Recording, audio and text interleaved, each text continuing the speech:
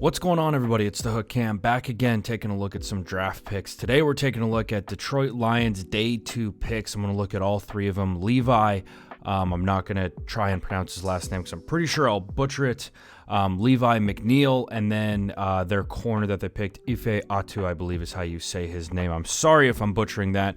All three of these guys, I think, are good football players.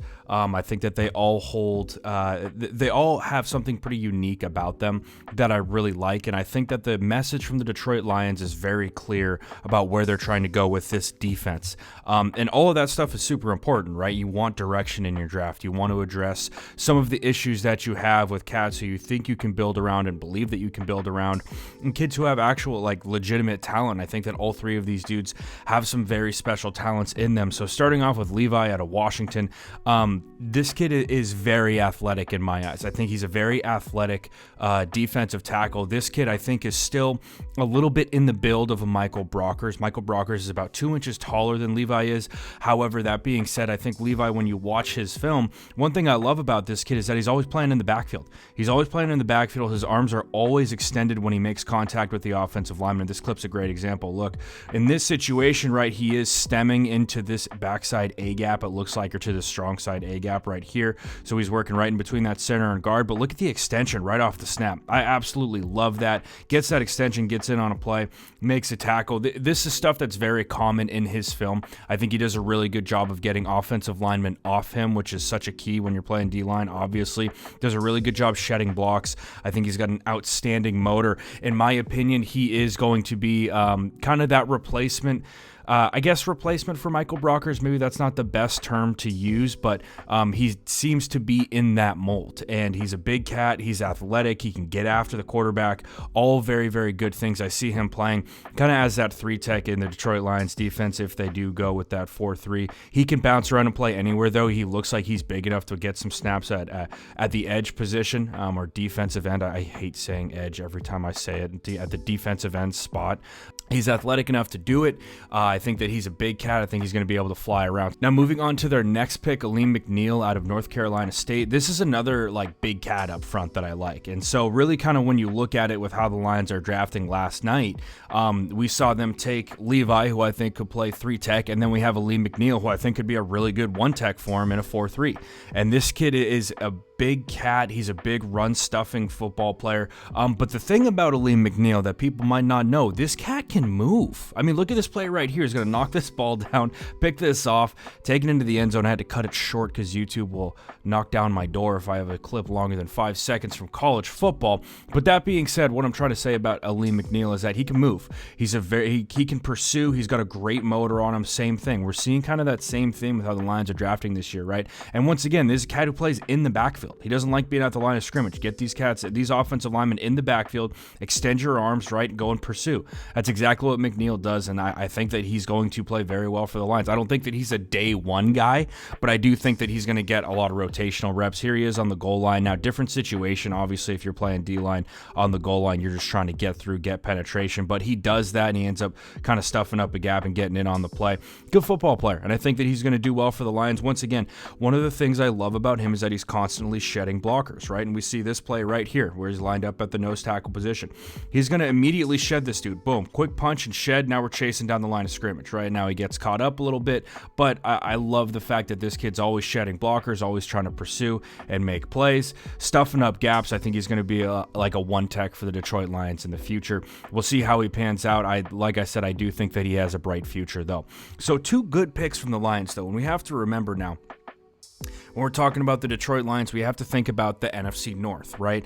And when we think about the NFC North and we think about the teams that are there, the Bears, the Vikings, and the Packers, well, if we think about it this way, the Chicago Bears have their own issues, but they're going to want to run the rock.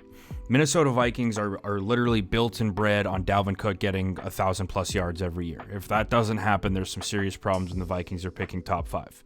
And then the third team, which is the Green Bay Packers, I don't know if you guys know, but Aaron Rodgers don't want to come back, which means that they're not going to have a quarterback who they really know how he works yet. Yes, you can see Jordan Love in practice and all that, but nobody really knows until the live bullets start firing, and they're probably going to want to run the rock.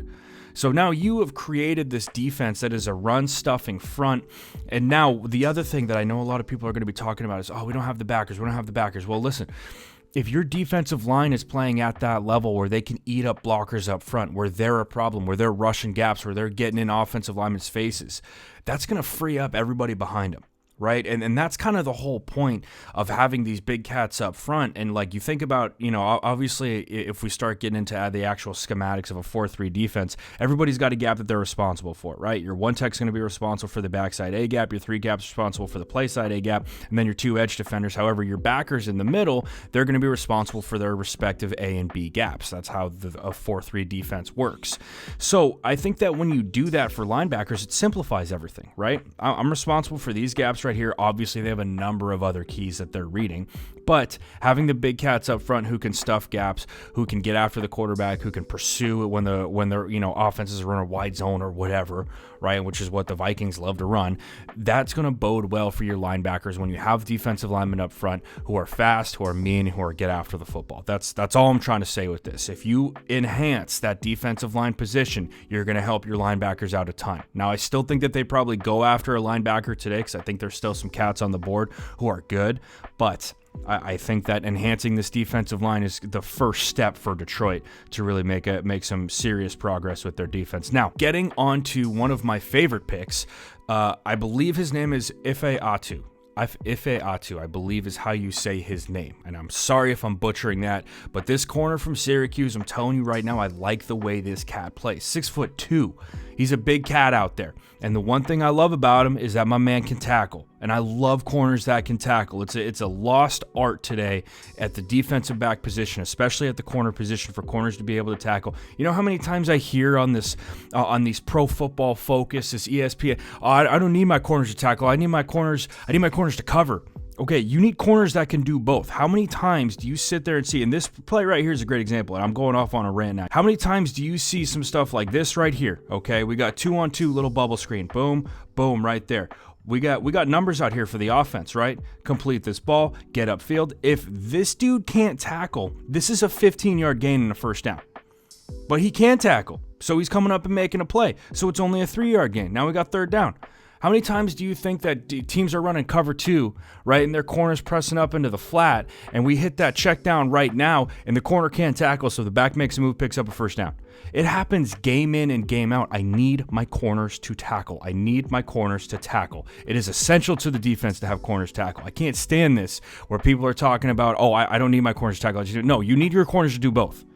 And this kid can do both, which is why I like him. And one of the things that I really enjoyed about his film is that some of his best clips were against Clemson. Right, here we go. Trevor Lawrence taking a shot deep. He's doing a great job staying in. Look at this. He's in front of the receiver. He's in front of, I believe this cat's name is Cornell Powell.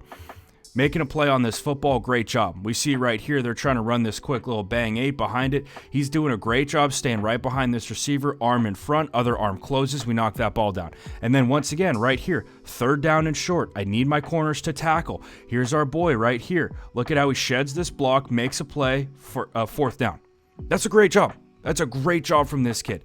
And so I really think that this corner is going to, I honestly think that Ife Atu is going to have an impact. I really, really do. I think that he's going to be a good cornerback. He's big, he's physical, 6'2". He can come up and make a play. I was talking to, obviously, our boy Luke G. He thinks that maybe safety is in order for him. I kind of would like to see him stay at corner, to be honest with you. I think that having a 6'2" physical presence out there on the corner of your defense is huge. And I think that it would work wonders for him, especially a cat who can come up and tackle like he can. But we will see what happens, especially today with rounds 4 through 7. Hope everybody enjoyed this video. If you did, if you could hit that like button, hit that subscribe button. You guys know I hate saying that, but please do so for me. It would mean the world. That's all I got for you guys today. I'll be back with some more Lions breakdowns for sure. But with all that being said, guys, have a good day, and I'll see you next time.